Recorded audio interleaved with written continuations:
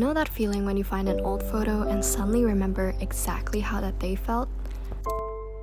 That's the magic of documentation. A little window into a past version of yourself.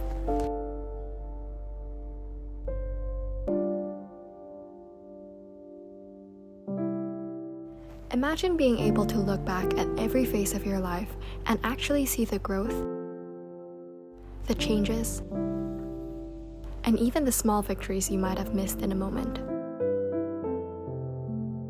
But when I stumbled upon my elementary school autobiography this morning, I was amazed at how different my dreams and worries were. It reminded me that we're all constantly evolving, but we rarely notice it happening.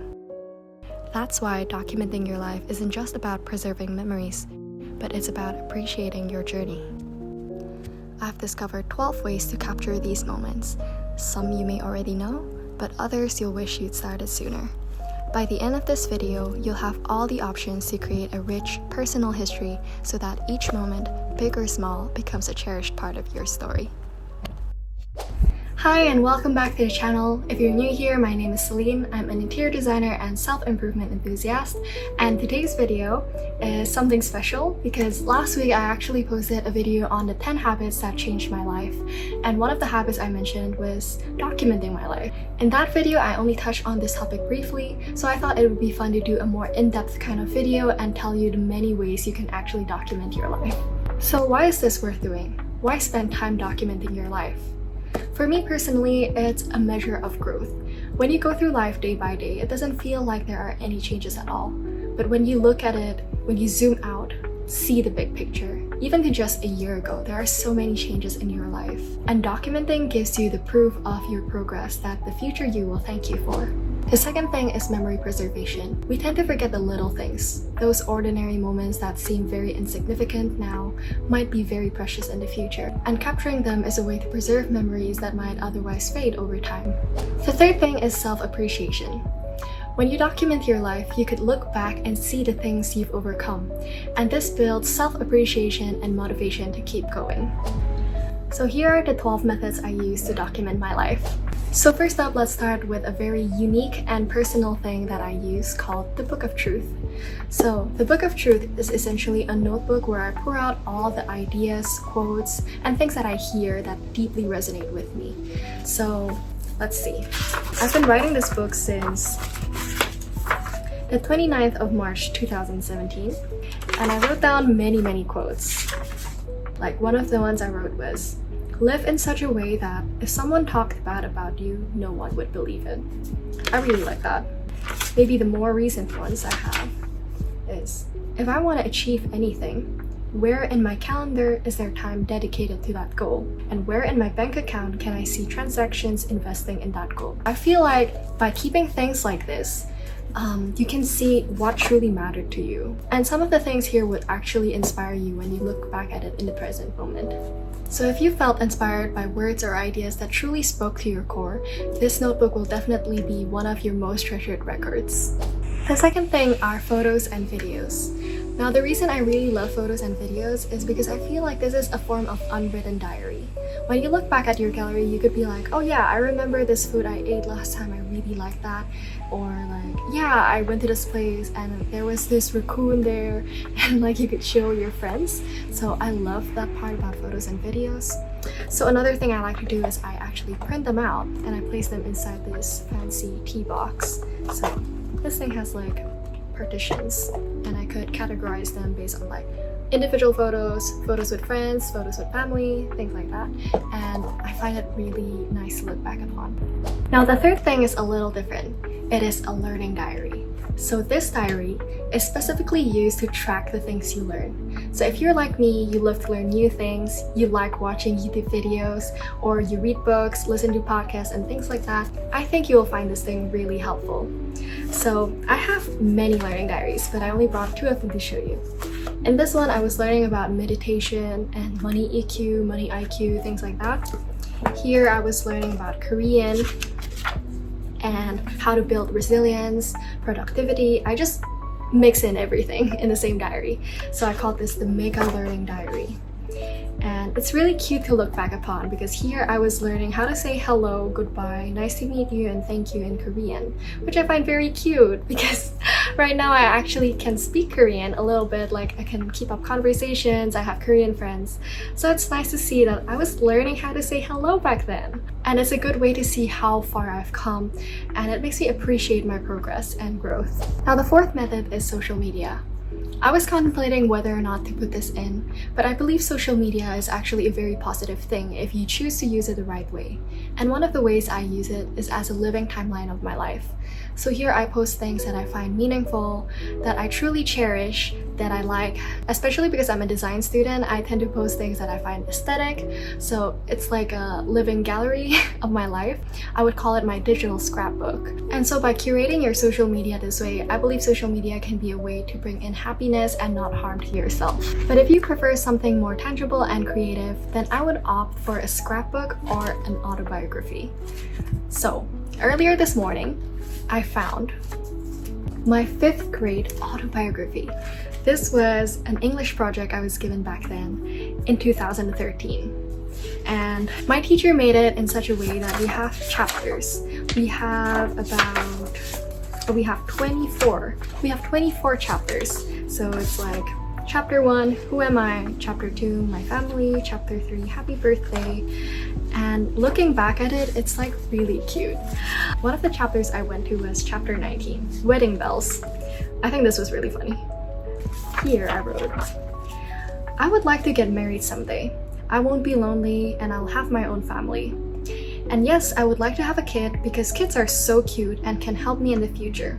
I can spend time with my kids too if nobody's with me. If I have a kid, I would teach my child manners and how to sing and dance. I will be a good parent for my child, and I only want to have 2 child. Both of them are girls because girls are quiet. It's like really funny to look back upon. So I feel like if you want to make an autobiography, you don't have to make it so complicated. You can just like write 1 page for each chapter, which is exactly what I did in here. And regarding scrapbooks, in middle school, I was told to make another autobiography, and this time I made it much prettier. It's like a scrapbook, so you see? I even placed like this plastic film in front. So this one was made in 2016. Now I used the Thea Stolten style of writing. I put in lots of pictures, and the fonts, I kept changing it and I made it colorful. It was so cute! So yeah, and I also stitched this book, by the way. Creative little me. And now let's move on to a more classic method, which is journaling. So this journal right here, I started writing it in 2014. So that's like about 10 years ago. This was in April of 2014. And the thing about journaling is that you get to capture not just pictures. It's not just like short documentations of several parts of your life, but it's more of like your feelings, your thoughts, your mindset. You can read it all in your diary. Like if I were to look at this diary right here, I have like a page where I designed a book, which is like really pretty. And then I also have a page where I go and describe all of my best friends. So like, how did I first met them, my first impression, what I like about them, what I dislike about them, and like a short biography about them, which is like so cute. But you know, sometimes it's not just about what we think or what we feel, but what we aim for. So I actually have a book for that. Here I would write my dreams, like my literal dreams, the one I get at night. And I would also write my life dreams, my life goals, what I'm aiming towards, what I want to be in the future. I wouldn't say I do this on a regular basis, but I do it every few months or whenever I feel like thinking about my future. So then I would have it like every 3 months, every 4 months, it depends on my mood. And there are several times where it even took like a year before I write back in that diary. But it's kind of nice to see. And it makes you more intentional about your life, like where you're going. Because if you don't have an aim, then it's like going on the road without a destination. Then you just go in circles, and it's nicer to have a destination. Now the next documentation method are vlogs. I feel like vlogs add a personal touch that is hard to match compared to other documentation methods out there, just because you get to see and hear yourself at different stages in life. You get to immerse yourself into the lives of the younger yous, and I feel like that is very exciting and really interesting actually. The fact that we get to freeze time through videos to look back upon when we're older. I feel like that's a luxury that we get now as we live in a digital age, and I think it would be really nice to make use of this privilege we have. Method number 9 to document your life is by keeping letters from loved ones. Now, because I love this so much, I even have like a whole box to keep all the letters I've received over the years. So, as you can see, there are plenty of them. And these are letters from my close friends, from my family, and they could be as simple as like birthday wishes, or they could be more heartfelt letters that are longer. I just keep them all in here, and it's really nice to look back upon, like to see the kind of relationship you guys share. And I also have this album of memories. So here I just paste all the small notes that might get lost in that big box. So I only place letters that are enveloped there, and other mini notes will be here. So there's like a laminated plastic here that you could like open and place your notes in. And this one has all the notes back from 2nd grade of elementary. So this is 2nd grade of elementary. This is like 6th grade.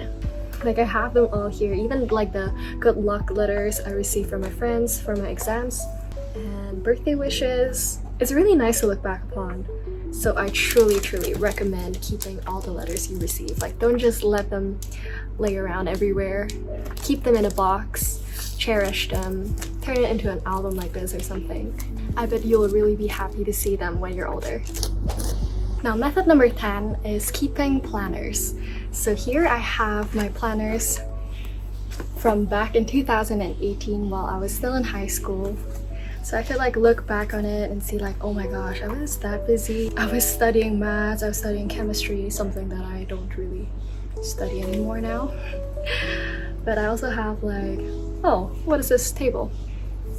Pretty interesting stuff. Oh, I was the treasurer back in my class. So that table was to check like who paid and who hasn't paid. I have it all in here. But yeah, the thing about planners is that you don't only see your activities, but you could also see your priorities. Back in high school, I think I was mainly concerned about my studies, that was it. But now I could see like I'm shifting more towards my hobbies, my career, and things like that. So it's kind of interesting to see from time to time. Number 10 is something very exciting, which is YouTube. YouTube is a great way to document your life because you get to see what things you wanted to share to the world. Like me, for example, right now I'm sharing self-improvement tips and sharing things related to design, hopefully in the future. And from there you can see like, oh, so I was really into self-improvement back then. I could talk so much about it. I really like design. I wanted people to see my design, my artworks. And yeah, you could see what matters to you. But obviously this method is easier said than done because for me personally, it took very long before I was brave enough to start my YouTube channel. But now that I've actually started it, it's not that bad. You know, you should really just try it. You should try it. And so this method is right for you if you want to learn a lot and do more than just document your life, but you're also like contributing, you're also learning business, you're learning self-confidence, you're learning so many things at once. I think it would be a great choice. Now the last method is to document your life through voice memos. Now this is something I find very useful, especially if you're learning a language or you do something related to music, or you're a content creator, you have ideas in your mind that you don't want to write, maybe you just want to say it out loud in a voice memo, because unlike videos it doesn't take up too much storage. So then I could be listening to my past voice notes and be like, that's how I sounded back then. Like when I was learning this language, I really sounded like an amateur, and now I actually sound pretty conversational. It's like a good progress tracker as well. So yeah, that is something I would recommend you to try. So to wrap it all up, documentation is more than just a memory. It is a legacy you built for yourself. It doesn't matter what methods you use, it can be unique and personal to you, and together they build up a portfolio of the life you've lived and the growth you've experienced. So I hope one or more of these ideas resonates with you and inspires you to start capturing your journey. So which of these methods are you most excited to try? Please let me know in the comments below. And if you like this video, I bet you will also like my last video, the 10 habits that changed my life. And I'll see you there. Bye bye!